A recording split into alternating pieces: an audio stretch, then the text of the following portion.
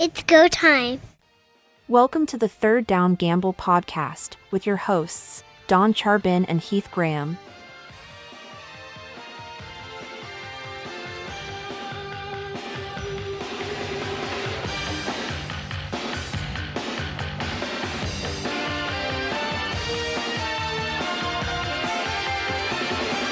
During a post-practice media scrum, Derek Taylor, 680 CJOB, asks Winnipeg offensive coordinator Tommy Condell some pointed questions. Coach, what's your assessment of Brady Oliveira this season? I think he's tried to do everything we've asked him to do, trying to, I don't know what his stats are really, but I think he's able to do that with his protection, right? And ultimately trying to do the things that we ask. His last touch of that game was 16 minutes ago when he scored his longest touchdown ever. Yeah. What led to that being the case? Well, number one, I think we have to always try to create explosives. But I think it takes everyone. It's a team. It's not just one guy running the ball. There's another 11. From a play calling perspective, why was that his last touch? What happened in the game from your perspective? Yeah, I'm always trying to make the best decisions I can during the game, and I thought that was the best decision for the team in order to, get back into the game. Get back into the game. You guys were down 12 with, you had the ball back with 15 minutes to go. There's not time to run the ball as much there? Well, like I said before, I make a decision was best for the team and how we're going to win that game, and that's what I did. Welcome back to the podcast, everyone. And what you just heard was the scrum at Winnipeg football practice. That's Derek Taylor who was asking the questions of Tommy Condell. Tommy Condell seemed to be squirming when he was being asked, okay, you ran the football with Brady Oliveira and he scores a touchdown and then he doesn't see the football again for another 15 minutes of game time until the final minute.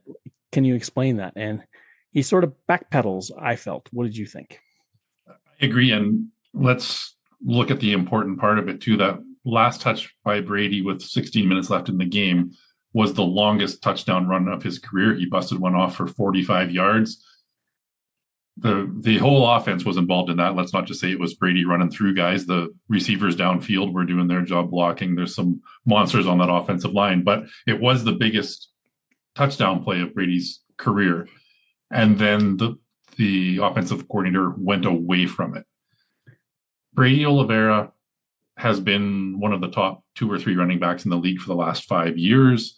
He's won a most outstanding player award. He's led the league in rushing. He's now in the top 5 all time of Canadian running backs for yardage. It's over 6,000 yards. He's a star player in this league. With that comes ego and expectation as well. And we heard from Brady Oliveira saying this offense, he's not sure what the identity of this offense is. That speaks to me of a guy that wants the ball more. We questioned it with Tommy Condell as the hire of the offensive coordinator. He has a tendency to be pretty pass heavy. How would this all fit in? And now the second year in a row, we're hearing Brady Oliveira not so happy with the way the offense in Winnipeg is being handled. A year before with Jason Hogan, the same sort of thing. You're not giving me the ball enough. You must not be good at your job. It was the intimation. And what I didn't like at the time, and we talked about it on this podcast, Brady goes in, has a meeting with the offensive coordinator, and then turns around and speaks to the media about it. Those types of discussions I always held to be private. When I go in and see my superior, I walk away. I just leave it there. It's our discussion. Brady doesn't seem to be compelled to hold back. If you're Tommy Condell, knowing this, I can understand why you're a little bit defensive when one of the media in Winnipeg presses you on this. But what does it do to your thinking as well? Do you have that in your head echoing around? Or do you say, look, I'm the boss here. It's my call. I collaborate with the other coaches. We have a game plan. Do I ignore what Brady is saying? And to what peril is that, if there is any? Well, I think if we look at this game as a whole, Drew Brown was struggling passing the ball. He threw 4 interceptions. The week before, he almost threw 4 or 5 interceptions, were it not for the dropsies by the Ottawa Redblacks defense. Something's a bit off. He hasn't quite found his footing in Winnipeg, despite looking good in his first start back in Winnipeg. Brady had a pretty good game running the ball. It was well over 100 yards rushing, had the big touchdown. He's a guy that can maintain a drive. Sometimes he can do it. You can run it down the field just pounding the ball to Brady the whole way down if the offensive line's fired up as well. The Bombers were never fully out of this game until the last few minutes. It was a 2-possession game. That touchdown run by Oliveira got them within 12 points, so 2 scores. They kept chipping away, and it was more the anemic passing game and Drew Brown throwing interceptions, which let that game slip away. So I think it's time for a bit of reflection by everybody involved in it. And Tommy Condell, Brady Oliveira, Drew Brown are the 3 key components of this that need to be on the same page and need to figure it out. You don't think the defense has any culpability over this? They gave up 50 plus points. That's the first time I've seen a Winnipeg team do it in a while. And Calgary, this is the second time they hung 50 on an opponent this year. Once at home against Toronto, now here against the Winnipeg Blue Bombers. And the Blue Bombers, who had come off a pretty good game, I came out as winners in Ottawa, I thought had maybe settled in a little bit. At the moment that Oliveira gets that long run and scores the touchdown, Brown is sitting at 2 interceptions. Derek Taylor, who we've had on the podcast, asked pointedly, well, why wouldn't you go back to the running game and maybe ease the pressure off the quarterback? Just take it away from him a little bit so he doesn't feel that he has to make things happen out there, that maybe we've got a running game that we can fall back on that can aid in this process. Again, Condell said, look, situations dictate certain elements that have to be done. And he just seemed to really sort of bristle at the notion that, hey, who are you to second guess what I did? You asked about pinning this on the defense, and we always talk about the 3 components of a CFL game: your offense, your defense, and your special teams. You need to generally win 2 of those to win the game. The Bombers won none. Let's be perfectly honest here. They were beat in all 3 facets. We had Tyreek McAllister with a return touchdown. The defense gave up. If you take that touchdown off the board, they gave up 45 points. At the same time, when your offense turns the ball over and throws 4 interceptions, you're giving the other team a lot of field position to work with and put points on the board as well. I don't think the defense played great, especially the secondary. Willie Jefferson, Jake Ceresna, Tony Jones, when he was up pressing the box as well, I think played reasonably well. But that secondary behind them got beat time and again as well. And that passing touchdown to McAllister, there was nobody within 15 yards of him when he caught the ball. There was a blown coverage in the secondary there. So you can look at this, that the Bombers got beat in all 3 areas and they need to sharpen those up. And it was no small irony in my mind that a missed field goal return touchdown happens against Winnipeg, going the same direction in the field, miss on the same side of the goalpost, almost everything that's the same except it's 10 yards shorter. Tyreek McAllister did something that no player has ever done in one half, at least, and had 3 different types of touchdowns. A running touchdown, he was handed off the ball and believe it was 32 yards. Then the passing touchdown, which alluded to, and then there was the missed field goal return. All he needed was a punt return and a kickoff return and maybe somehow play some defense and get one on a pick 6 or a fumble 6, and he'd have it all covered. This is the type of thing that if you're Calgary, you're just swimming in it and you're thinking, if we put it all together, this is what we do. And if you're Winnipeg and you stare at it, you go, what is wrong? And it's interesting that I heard Mike O'Shea talk after practice on Monday. He said, we've got to not just observe what happened, but look for the truth. And I thought, what are you talking about? What is the truth in this? Doesn't the score tell you enough? I can't begin to get in the head of Mike O'Shea as a coach. I know one thing he did talk about was the poor tackling as well. They had opportunities, and Diedrich Nichols, Jonathan Moxey are 2 veteran players that should know how to tackle a guy by now.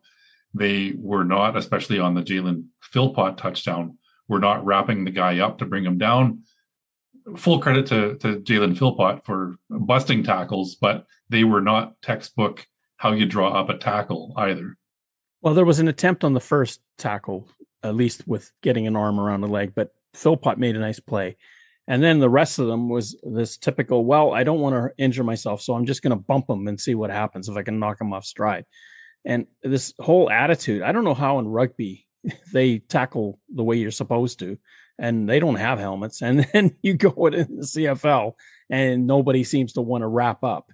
There are defenders. Terrell Ford is one of them. He does actually get his arms wrapped around a receiver when he's got the ball, and he will bring that receiver down. But I saw with Winnipeg, Moxie especially, wasn't interested in tackling.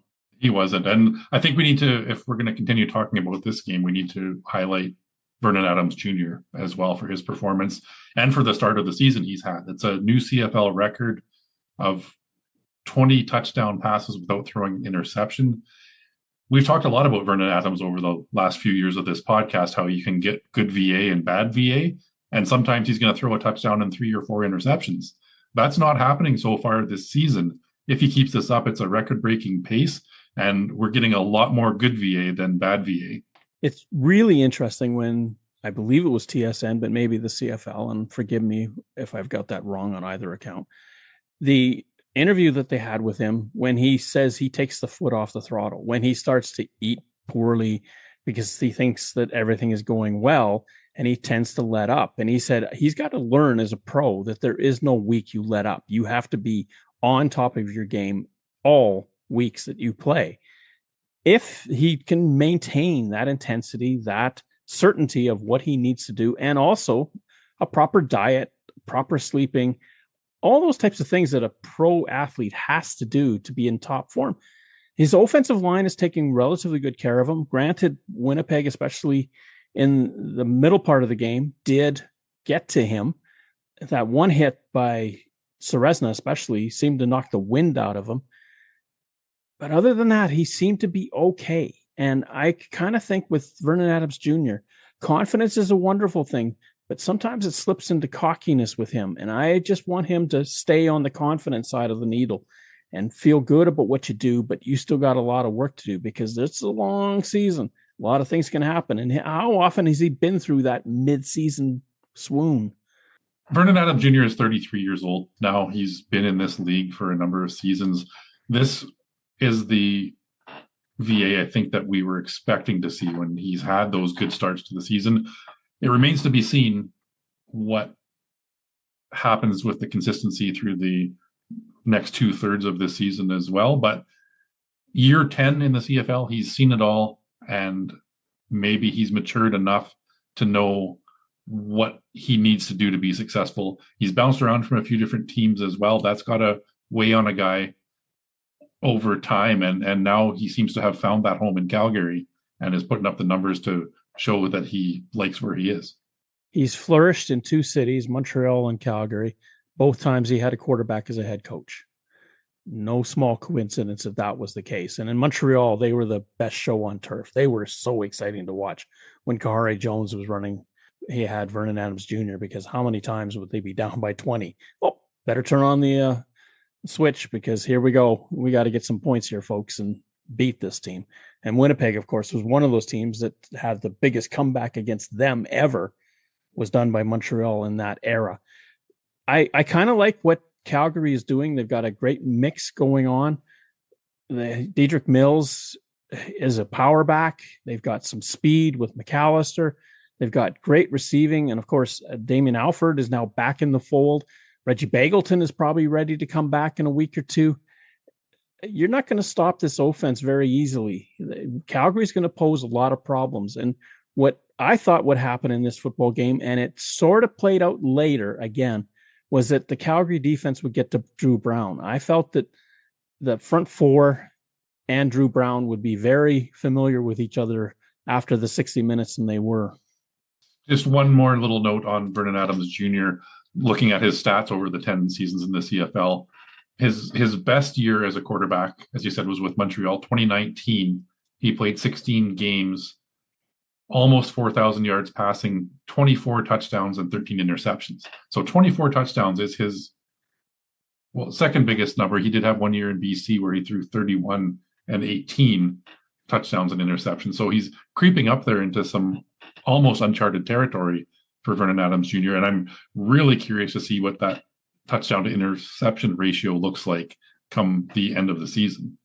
If they keep on this chart that they're on and they keep moving up the ladder, I really feel that this Calgary Stampeders team, we're starting to see what they can really be. When they started off the season, they seemed to be stumbling out of the gate. They seemed to be a little discombobulated, especially receiver to quarterback. And were they on the same page? Were the balls where they needed to be? And we saw against Toronto and now again against Winnipeg, when everybody is where they're supposed to be, this offense clicks and it just goes. And there was a lull in the game where it looked like Winnipeg may turn it around, especially after LeBras intercepted a pass and then tried to do the lateral that bit him when Ontario Wilson recovered it for Winnipeg. It could have been, the game could have switched on a dime right there, and Winnipeg could have been the ascendancy, but Stampeders weathered the storm and went back down and took over again. And by the end of the fourth quarter, Winnipeg, the fans had been were leaving, and the players looked dejected. They did, and I think you kind of alluded to it earlier. Calgary's defense, that defensive line, when Winnipeg beat them earlier in the season, Flo Armalade and Jalen Hutchings, I believe, were not in the lineup. You add those two with Clarence Hicks, who had an outstanding game, and Miles Brown on that defensive line. That's a formidable front four that can put a lot of pressure on a lot of quarterbacks. The speed of Clarence Hicks is a problem for offensive linemen, and we saw that matched up against 40-year-old Stanley Bryant on the left side of the Winnipeg Blue Bombers line. And he also took Stanley Bryant, he bull rushed him and put him on his keister. Half the size, and yet just speed and power made all the difference. And a lot of times he was on top of Brown faster than the snap could get to him, because Hicks can really motor on the outside. And you cannot, and it's a great point you bring up, Armalade, especially on the other side. You get bookends like that. Who do you want to double? Yeah, and then this is what I love about CFL defensive linemen, is they don't have to be 270 pounds. You've got these speed guys. And on the other side, Willie Jefferson kind of fit that mold when he first came out as well. An explosive, fast player and physically strong and lanky. He had a lot going for him. But Clarence Hicks is only listed at 224 pounds. And that's a lot of speed to contain. But he showed his strength as well, you're right, in being able to move Stanley Bryant backwards and beat him with speed. In last week's game between the BC Lions and Toronto Argonauts, Chad Kelly was knocked out of the game on a hit by Darnell Sankey. A lot of activity both at the time and afterwards. There's a lot of fireworks between these two teams. If you're the Toronto Argonauts, you figure, and I have to agree, it was a cheap shot. The hit that Darnell Sankey laid on Chad Kelly was just ridiculous. He didn't need to do it. There was no point to it. And I want to take some umbrage with what was said on the panel. Enoch Mwamba saying, well, once you're committed, you can't stop. These are big men. Okay, so was the intent of Darnell Sankey to hit Chad Kelly at the ankle? Because that's where he was aiming when he hit him. So tell me what he was planning to do if Chad Kelly stayed on his feet. And I didn't get that. So don't insult my intelligence, but these guys, they're committed and they can't stop their momentum. That's pooey. As far as I was concerned, Sankey saw an opportunity to lay one on him. He maybe didn't intend to hit him in the neck, but he wanted to hit him somewhere around that area to let him know. I don't know how many times we have to beat the drum about player safety and protecting quarterbacks in this league. They've brought in the hook slide for quarterbacks to help protect the player. And in these situations, this one in particular, I agree with you. Darnell Sankey took advantage of a sliding defenseless quarterback and an opportunity to lay a hit on him. We've seen some dangerous hits on quarterbacks, and some legal, some not. I'm thinking of the Hamilton Tiger Cats knocking Zach Collaros out of the game. It was a hard hit from behind, injured Collaros' neck, but it wasn't a roughing the passer because he kind of hit him in the shoulders. Still a dangerous play given where he hit Collaros, but not illegal. This one crosses that line, shoulder to neck and head, knocked Chad Kelly from the game, and it doesn't sound like he's going to miss a ton of time. I don't think he's missing any time because the MRI came back that everything was intact. So it's a matter of how he feels more than anything, if he feels he's game ready. And the bye comes at the right time too. It does. There's a bye this week, so it gives Kelly an extra week of recovery time. This is very dangerous. It could have resulted in a neck injury, could have resulted in a concussion. A lot of things could go wrong there. Couldn't agree with you more. I know that Darnell Sankey is not a dirty player. This is not the way he conducts himself on the field. It's not really anything that I would have thought that he would do. When you cross the line, you are subject to whatever upset, anything that comes back at you because you chose to make that hit on a defenseless player. And it begins to make me wonder. When you think back, Drew Brown, Reddick Cramdy, what he did to him in Winnipeg, teammates now, but at that time he knocked Brown out, and that was on a slide. I'm beginning to wonder, forget it. Don't do it because you're a sitting duck. You may as well do as Tommy Stevens does in Saskatchewan or whatever. Just go and take on the defender because what's the point of just sliding? You're basically exposing yourself, and then he gets a penalty, yes, but why wasn't he thrown out? I don't get it. That to me was hitting a defenseless player, targeting. That is the consummate definition of why you shouldn't be on the field that night. I have a tendency to agree with you on this one as well. And it will be interesting to see how quarterbacks begin to handle this. You do have some that will more tuck the ball and brace themselves for impact. It seems to be putting yourself at risk by sliding, which by definition should be protecting. And for some reason, it's not. Maybe ejections and stiffer penalties are what are needed to bring awareness. But we've been talking about this for 3-4 seasons now, and the message does not seem to be getting across to the players. And another example of this, Micah Alway was once again handed a fine for his hit on Vernon Adams Jr. from a couple weeks ago. I don't know if I can count on one hand the amount of times that Micah Alway's been fined for illegal hits after the fact. It begins to be problematic when you see repeat offenders. And I know defensive coordinators and coaches love a guy that plays on that line. But when you repeatedly go across it to the point where you're being fined, I think there needs to be a collective evaluation of that behavior. You have to do something to teach these guys. And the only way typically is sanctions. In other words, if you hit a quarterback that's defenseless and you hit him high, you're gone. That's it. And a couple of guys being tossed will start to send the message around the league that this is not acceptable anymore. When I think back to the Cramdy hit, when I think to the Darnell Sankey hit, both of them delivered forearm shivers, crown of the helmet going forward. There's no way they were tackling him doing that unless he was in a slide position. So this is why I took umbrage with Enoch Mwamba's characterization that Sankey had already committed. Committed to what? To hitting him where he got him. That's what he was trying to do. There was no illusion because otherwise he's delivering a forearm shiver to his ankle. What else is there if he was standing up? That to me is bogus arguing, and they've got to get that thinking out of the game as well. You're responsible, and no amount of excuses is going to work anymore. On a lighter side of the universe, Cody Fajardo found his favorite friend, the crossbar, at the north end of Mosaic Stadium. By his count, it's the third time he's doinked the crossbar. The most famous one was in the 2019 Western Final against the Winnipeg Blue Bombers. He recounts two others, and of course, the one that we just saw a few days ago. He seems to be happy that the CFL is moving those crossbars to the back of the end zone. Your thoughts on that take? It's good to see the sense of humor. I guess you can have it when you throw for 510 yards and your team wins the game on a walk-off field goal as well. Had it cost him the game, I don't know if Cody would have been so jovial in discussing it, but I loved the attitude. I loved the doink in 2019. I'm not going to lie. It's one of my fondest memories in Mosaic Stadium. It's great to see Cody's thoughts on it. And of course, every player, every fan has differing opinions on whether or not they want the goalposts to move. Cody seems to be very set in how he would like to see the CFL move forward. Chad Kelly, I believe, this year also doinked the uprights in that same end zone. It's so odd that it's only the closed end or the north end of the stadium where all of the doinks happen. It's never happened on the other side. Maybe there's a force field around it or something that prevents the ball from getting to it.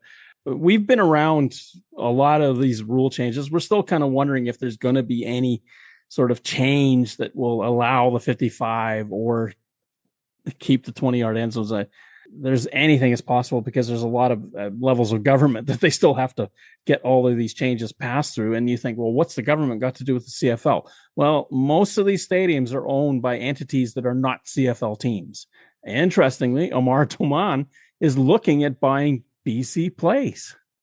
He is. There's discussion about Amar Doman or possibly the Vancouver Whitecaps purchasing BC Place Stadium.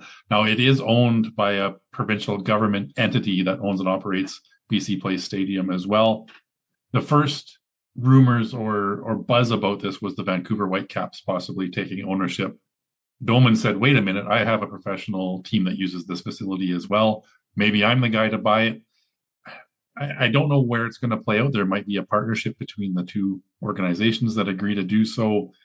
Again, when it's government owned, a lot of red tape to cut through in order to move it to a private ownership. It remains to be seen what happens, but I'm happy to hear that Amar Doman has put forward his interest in buying it. I think that's a big step for the BC Lions organization to maintain profitability. I think it's a brilliant move, and especially if he can pull it off. The Whitecaps, I'm a little bit more dubious about how they can pull it off because they're already talking about leaving Vancouver because they're losing too much money. So I don't see how owning the stadium is going to change anything for them. Where the BC Lions, Omar Daman has deep pockets. He's got a strong business sense. I'm not saying that the Whitecaps don't, and I don't really want to see the Whitecaps leave Vancouver. But if they could collaborate something where BC Lions have the lion's share, pardon the pun, of the ownership, and the Whitecaps also have a part to play by being minor owners, then I think it would work out well. Remember, too, Rogers, who owns the Blue Jays, the Argonauts, the Leafs, all the entities in Toronto, they bought Skydome for a song of $40 million some years ago. Now they have spent a lot of money since upgrading that stadium. It still needs a lot more work. It still feels pretty cavernous to watch a ball game. And it's now just strictly a baseball stadium as well. The football aspect is not coming back to Rogers Centre Skydome anytime soon. Interesting times. And we saw a couple of years ago, Larry Thompson buying the Edmonton Elks, which was a big deal because not government owned, but community owned the Elks franchise. And there was a lot of discussion with the board of directors and the direction that was going to go to shift to private ownership. A similar situation in a way with this stadium in BC, the difference being that it is owned by the provincial government. Yeah, the BC government has to sort of wade through this, but do they want to hang on to it? They've been footing the bill for upgrades year after. I mean, the biggest they did initially was for the Olympics, and that's when they put the hole in the roof and they got rid of the Teflon dome, as it were, where air pressure kept the roof aloft. Well, they said, enough of that. We'll just get guide wires up there and we'll hold up the roof that way. It makes it for a much more natural feel to the place. They footed the bill for the 2010 Olympics, and then they have now for the FIFA World Cup. They spent a lot more money on BC Place. People were asking, well, what happened to the grass that was in for the soccer tournament? Well, it's gone. There's a brand new, fortunately for the Lions, brand new turf that's been put down in its place. They were been playing on the old Olympic Stadium turf that they had bought years ago. So it was getting to long past its shelf life. And you could tell in BC Lion games how many guys slipped on it because there was just nothing left to it. It was threadbare. Well, this one is brand new, nice and soft. It looks beautiful out there. Yeah, I kind of like Damon. He's such a forward thinker. There's really nothing on this table that he doesn't think, well, I can do better than what I'm seeing. And I love his attitude. It may be something that other teams have to look at because Winnipeg doesn't own their stadium. The Blue Bombers, the Roughriders certainly don't own theirs. The Stamps don't own theirs. The Elks don't own theirs. The Alouettes are playing on a university site. The Argonauts are sharing their site with now technically, I guess you could say they do own theirs because Rogers has everything, but Hamilton doesn't and Ottawa doesn't. If you can take over yourself and make it yours, then imagine other ways of generating revenues, concerts and everything like that comes to you.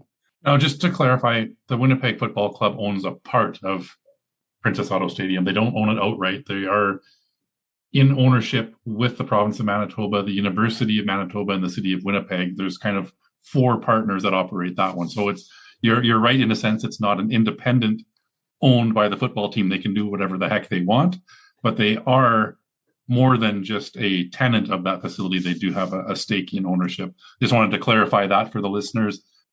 And I know going back in the history of Winnipeg sports, Winnipeg Jets 1.0, the WHA/NHL franchise, did not have an ownership stake in Winnipeg Arena. That was part of what led to their exodus to Phoenix at the time as well. There was an organization called Winnipeg Enterprises that owned and operated the arena. The Jets got no financial benefit to playing those games there. And that was a big thing with bringing professional NHL hockey back to Winnipeg, was that ownership group also owned the arena.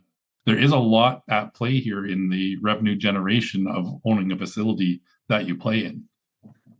Now, for the Calgary Stampeders, they share with the University of Calgary Dinosaurs. Now, the Dinosaurs are sort of looking at building their own stadium, something much smaller in terms of numbers, and just leaving McMahon Stadium for the Stampeders. That could change the dynamics there.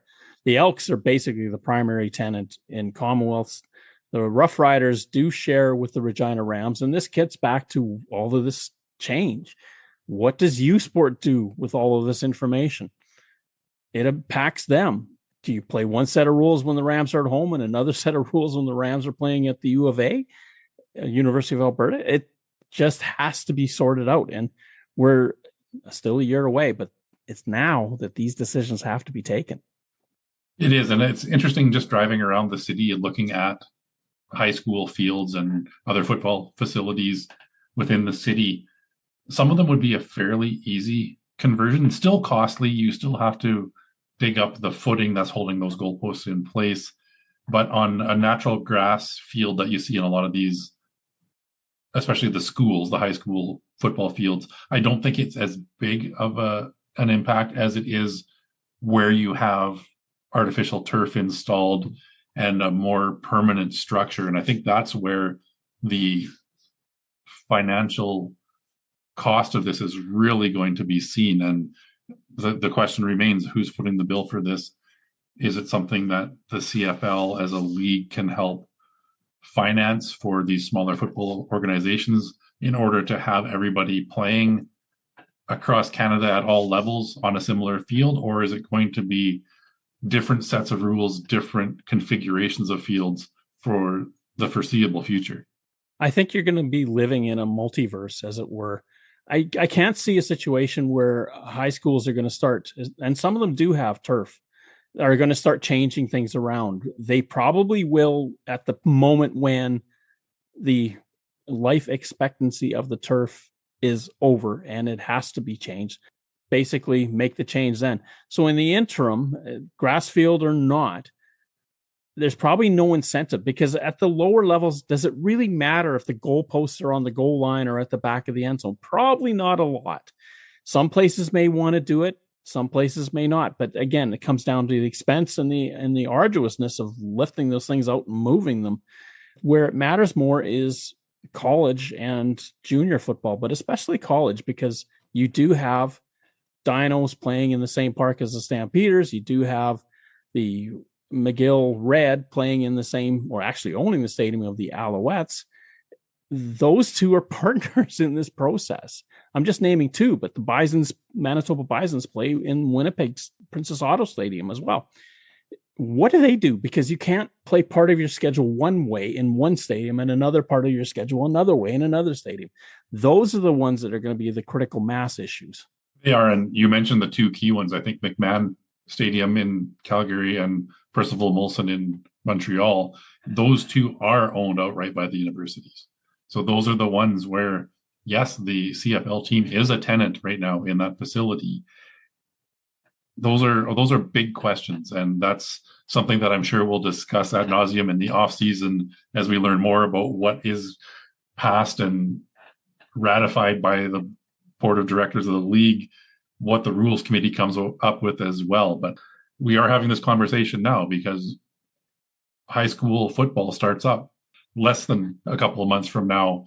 And that might be the last run of this current configuration, or they've got to start figuring out what happens for the 2027 football season.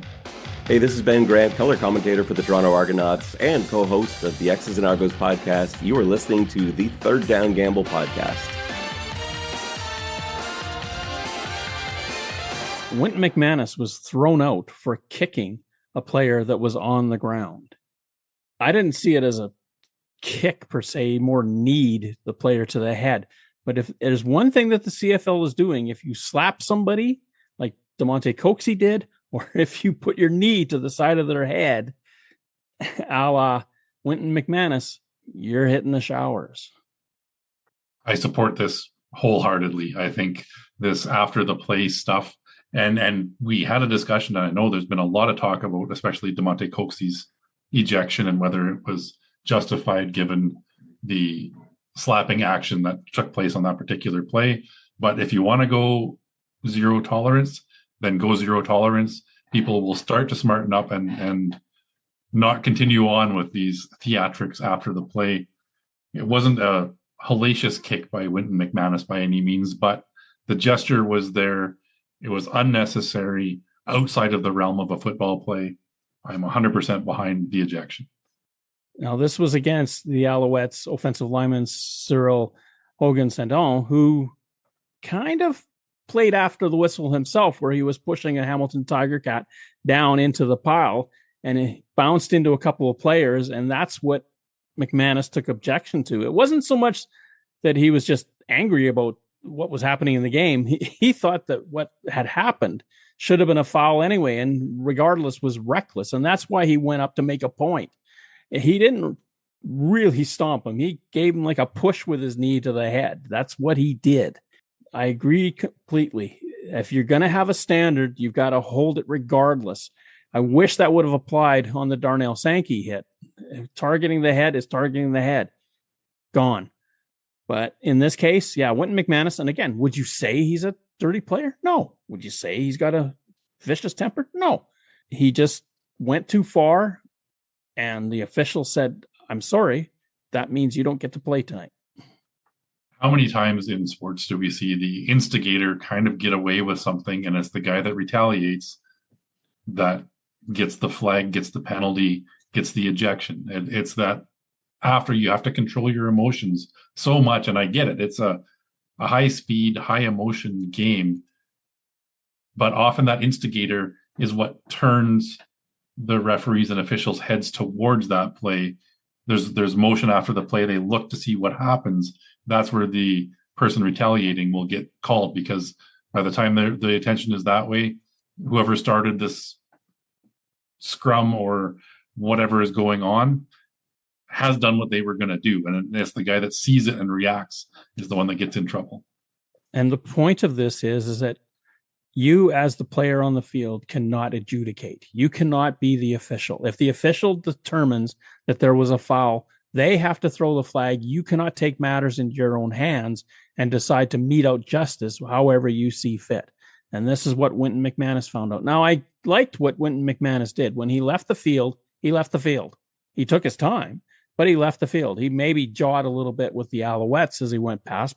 And away he went to the locker room. He was feeling pretty low about having this happen because he's kind of let his team down, where Coxey was almost instigating some more angst among Winnipeg fans as he went through.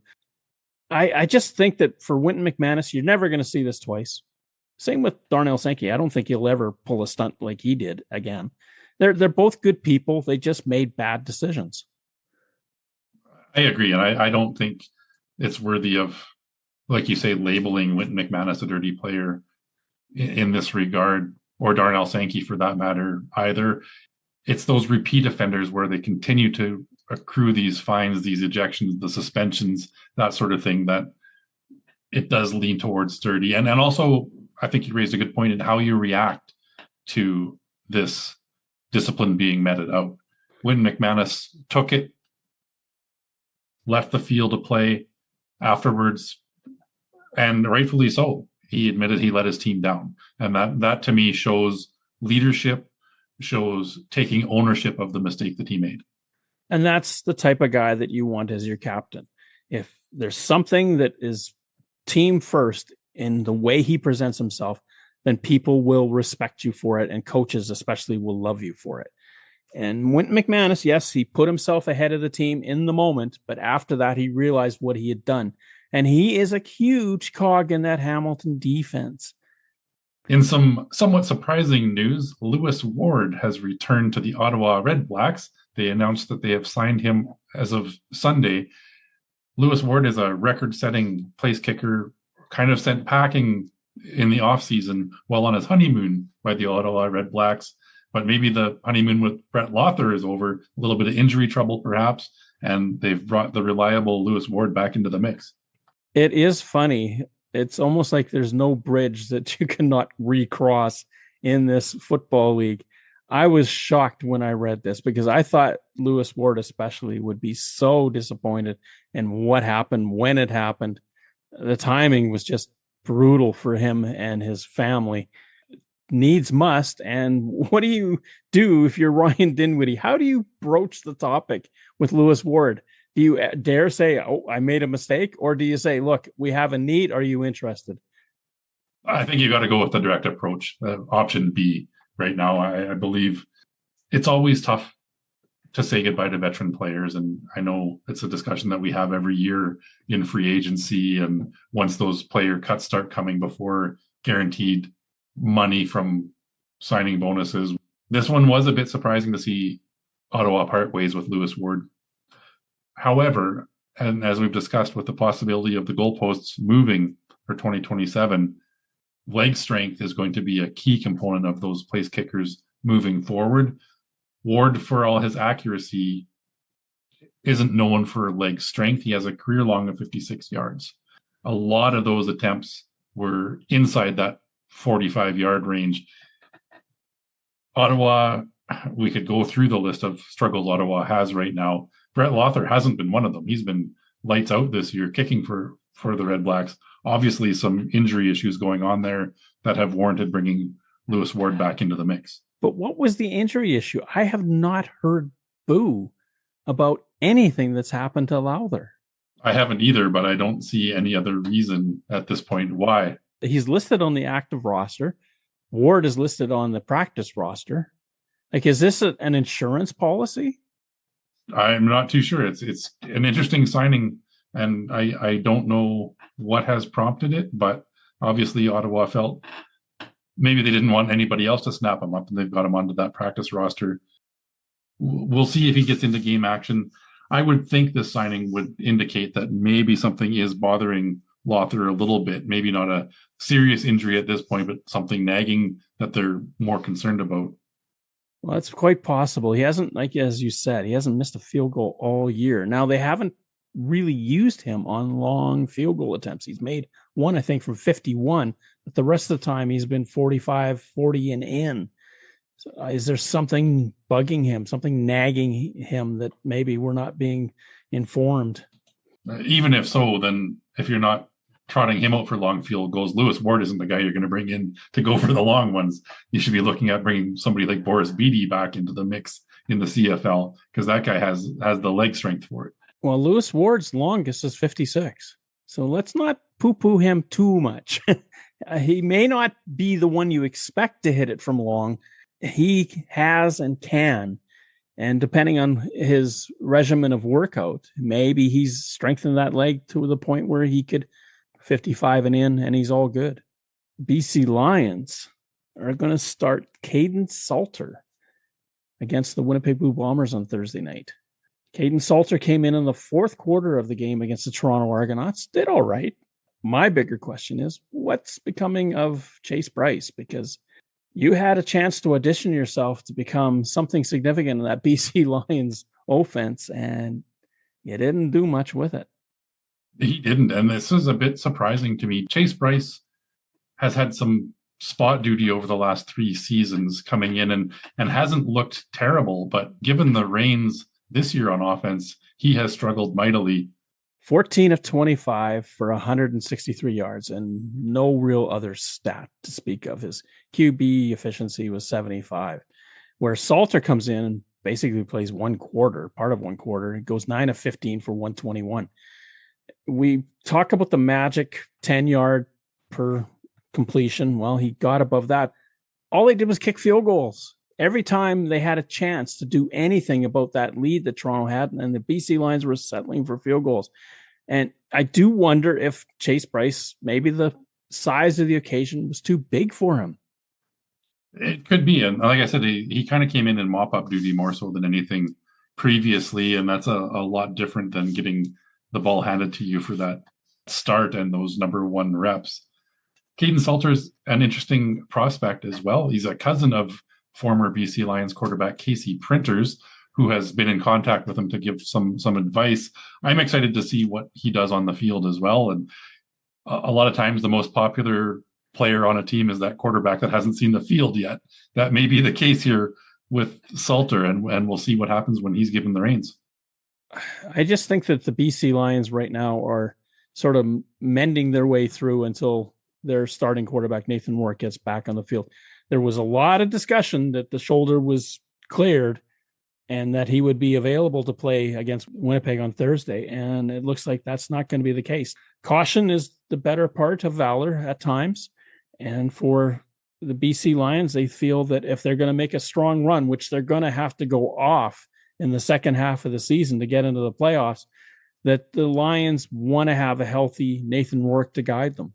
We're getting to the point where it's almost time to ask the question, how far back is too far back? This is kind of a must-win game, I feel, for both Winnipeg and BC. Winnipeg's trending backwards a little bit from what we saw. Calgary's on the up. If Winnipeg doesn't win this game, it allows them to slip further and looking at possibly a crossover, or if BC goes on a tear, passing them. For the Lions, if they slip to 1-6 on the season, that's a big hill to climb. And now you're chasing teams that would be 4-6 points ahead of you in the standings with just over half a season left. You've got to be looking at winning 75% of the games just to kind of get you back into the mix. Well, right now, the crossover is still held by the East. Hamilton, Toronto, and Calgary are all at 3 and 4, but I kind of think Toronto has found their way. They'll be okay. If Hamilton and Trey Ford can do something, then they'll be okay. It's the Stampeders racing up to see if they can unseat the Blue Bombers, as you mentioned. And I don't think the Bombers and the Stamps play anymore. So Calgary's won the season series against Winnipeg, which is also huge, based on points scored versus points allowed. They are, you're correct. Calgary has won the season series. Winnipeg remains 2 points ahead of the Stamps in the standings right now. So if Calgary catches them, they have that tiebreaker. Winnipeg's kind of in the driver's seat, I guess, right now, having that extra win with both having played 7 games. We're just over a third of the way through the season, but again, you can't afford to be looking that far up at teams and hoping to make the playoffs. Right now, I'm almost tempted to write Ottawa out of the playoff picture at 0-6 thus far and struggling to turn things in the right direction. I'm not ruling anybody else out yet, but you've highlighted some key factors there. Hamilton's quarterback situation, BC's quarterback situation, Winnipeg struggles on both offense and defense right now. There's some big holes there that could see teams tumble down the standings. It's very interesting that you say the teams that are trending backwards all have their starting quarterbacks in the infirmary. Third down.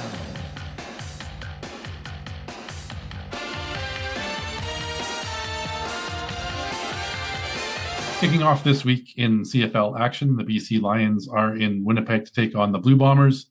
As discussed, both teams are missing their number one pivot. The Bombers at home are favored by 7.5 against the Lions. Unless Winnipeg is on the verge of imploding because Brady Oliveira, Tommy Condell, and the rest of the team don't see eye to eye, Winnipeg covering is a no-brainer. I hope that BC finds lightning in a bottle with Kaidon Salter. I really do. This would be special if we were talking about this next week, how Kaidon Salter lit up the Winnipeg Blue Bombers defense. But I don't think that's going to happen. The 7.5, especially at home. And Drew Brown has got to be smartened from last week.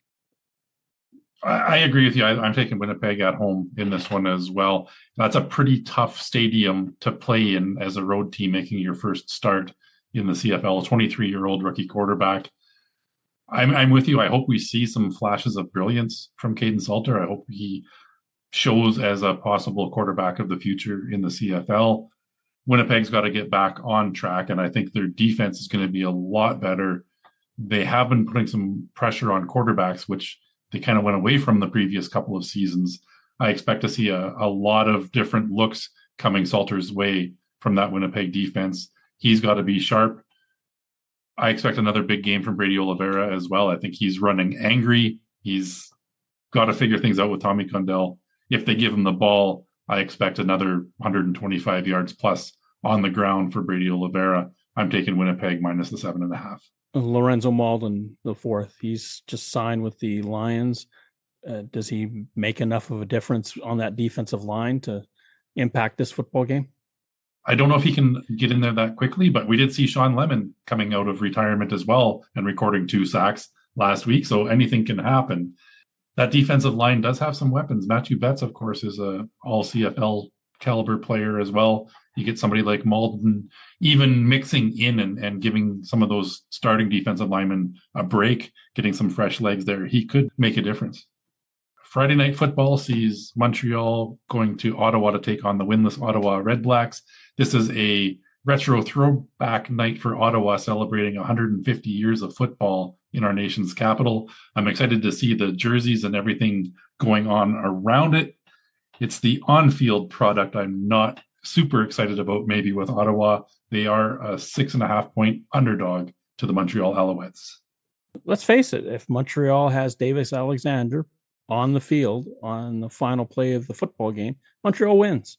I don't think there's enough there in Jake Maier to unseat the Alouettes. In other words, can he put up enough to scare the Alouettes? Yes, in preseason, he put up some numbers, and mainly that's why he became the starting quarterback. But I don't see it happening when everybody that's supposed to be on the field for the Alouettes is starting. And the way they played against Hamilton, especially late in that game, was so impressive because they made Trey Ford look very ordinary. I can't see any different in this football game. Montreal's defense is far better. Their offense is way better. Ottawa's defense made a lot of bungling mistakes in that overtime against Winnipeg. What have they done to correct them? And Jake Maier, and what are they going to do? Because he's a sitting duck back there. He doesn't move. I like the Alouettes in big. Last week at home in Montreal against Hamilton, the Alouettes were a 10.5-point favorite. And covered. Hamilton kept it close until they didn't keep it close. And Montreal pulled away at the end. Literally at the end. This week, I don't see it being close once again. I agree with you. I think Montreal is firing on all cylinders. Travis Tice had a massive game last week running the ball. So not only do you have Tyson Philpott and those other receiving weapons for Davis Alexander to throw to, you've got Travis Tice lighting it up, running the ball. I like Montreal going away in this one. I think they easily cover the 6.5. Ottawa's made the fewest first downs of any team in the CFL. Nobody's even close to the number they've posted. They are that far behind. We've got doubleheader action on Saturday, August 1st. The Calgary Stampeders are in Hamilton to take on the Ticats. As we discussed, Vernon Adams Jr. is off to a hot start, and that has the road team as a 5.5-point favorite in Hamilton. I like what Calgary did to Winnipeg. I think the Stampeders are getting their act together.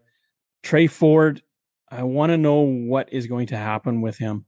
Is he going to throw some great balls like he did in the early part of the game against the Alouettes, or is he going to throw that mind-numbing, what were you thinking interception at the end of the game? Ford has to be more intelligent with his choices. He has to be more accurate when he's in trouble up the middle, especially. Calgary just looked so good against Winnipeg last week, and how do you deny them? They could be right now the best team in the league.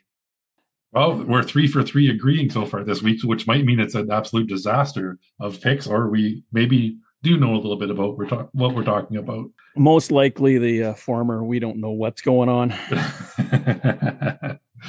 If we get 3 games right, it's a fluke.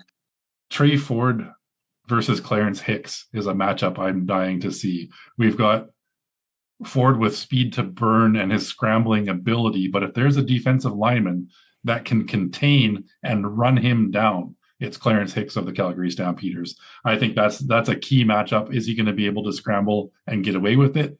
Or is he going to have Clarence Hicks in his grill all night? That's going to be the difference maker. And I agree with you. The Calgary Stampeders look like a dangerous and hungry team right now. Hamilton's trying to figure out what they have on offense. And this is a tough defense to match up against to try to figure that out. I'm taking the Stampeders minus the 5.5. Calgary is the reason why the average points per game scored in the CFL is still hovering around 60. They've given up a lot of points, but man, have they scored a lot of points so far. Finishing out the week, the second of a back-to-back, and I would say that Edmonton-Saskatchewan game was by far the game of the week in the previous. So I'm excited to see the rematch here in Edmonton. Coming off of the win, the Elks are a 1.5 point favorite at home. Saskatchewan was smarting after that game last week. Not so much that Vincent Blanchard hit a 57-yard field goal in the final play, which all credit to him for making it. Anecdotally, I heard from down underneath when they were sort of having the post-game presser that the officials on the field who were standing at the back figured that he could have made it from 70. I want to say thanks again to Andrew Hoskins for joining me at the game from the Turf District. It was great to have a seatmate that cheered for the other team, and he certainly left happy. That was a great football game, and it was next to maybe that Toronto-Saskatchewan game where the Argonauts came into town and beat the Riders. Those might be the two best games of the year in terms of sheer excitement going right down to the last play. They went toe-to-toe. I mean, Trevor Harris throws 4 touchdown passes and loses. Cody Fajardo throws 510 yards of passing, 4th time in Elks history, I believe. And it's a win. And he's stoked that he beat Saskatchewan in Saskatchewan because, of course, he has a memory too. He played here and got sort of just forgotten about. It's tough to win back-to-back against the same team. I like the Saskatchewan Roughriders in the bounce-back game. However, Commonwealth Stadium, the ticket sales have been very positive. They're looking at about, I believe, 30,000 at last count for this game, which would be one of the biggest home crowds that Edmonton has seen in quite some time. I'm happy to see it. The on-field results are pushing ticket sales in Edmonton. Welcome back, Elks fans, to Commonwealth Stadium. They've got an exciting team to watch. I think this is close again. It might come down to a 3-point difference, but I do like Saskatchewan to come into Edmonton and spoil their party. It's really going to be the measure of the Saskatchewan Roughriders. What Cody Fajardo did a lot was throw 10-yard passes to his receivers. It looked like the Riders were so worried about getting beat over top that they left the underneath stuff, and Fajardo just picked them apart. Roland Milligan, who was just fuming at how the defensive secondary played against Edmonton, are they going to do anything? And typically the incentive is with the team that lost. They're the ones that are going to make the changes. If they Elks want to win this football game, I think they're going to have to change some things up, because most likely Saskatchewan is going to give them new looks on defense and try to shut them down. They took care of the cheat code, as Andrew calls him, in that football game. Justin Rankin. They can't focus on him. I don't think he's the guy that's going to beat you in this game. I think it's Cody Fajardo. You got to make sure that he doesn't have a big night. I'm going to be at that game. I'm so thankful that I bought my tickets early because I've got good seats for this one. The Riders in Edmonton. Last year when Saskatchewan was there, it was the biggest crowd they had outside of the Labor Day rematch. They almost had 30,000 that time. I'm hoping they get 30 to 35 this time. It would be great to see Commonwealth rocking the way it used to, and why not? It's been overdue that this team wins. Can they do it against the Riders back-to-back? Be a huge feather in the cap if they did. I'm going to lean towards the Riders, though, figuring this one out after smarting from a big-time, amazing game last week in Regina. Justin Rankin's been kind of kept in check 2 weeks in a row now. Is he lulling people to sleep and he's going to explode for 225 yards from scrimmage? Remains to be seen. The Riders certainly had his number last week. Can they do it again? Do you focus everything so much, whatever you want to call it, on him? Got to stop the rest of them. We got to stop TJ Luther. We've got to stop Austin Mack. There's other people out there that we have to figure out, because they were the ones that were just eating Saskatchewan's lunch. And that gets to pressure on the quarterback. Cody Fajardo cannot be comfortable, and they've got to do something about that. There's no way around it. You sleep on Rankin, though, and all of a sudden he busts one for a 70-yard touchdown run. But I think you can live with that, though. It's if he gets a one-off and he goes for 70, you'll live with that. You don't want him to score 3, because then you're in big trouble. But if you let the rest of them go off, which they did, Austin Mack had a huge game against Saskatchewan. TJ Luther had a huge game against Saskatchewan.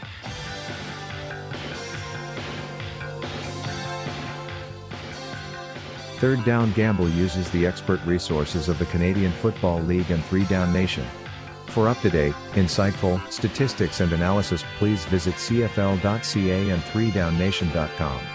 The CFL on CBC theme music is used with written permission from the Canadian Broadcasting Corporation. Thank you for listening to our show.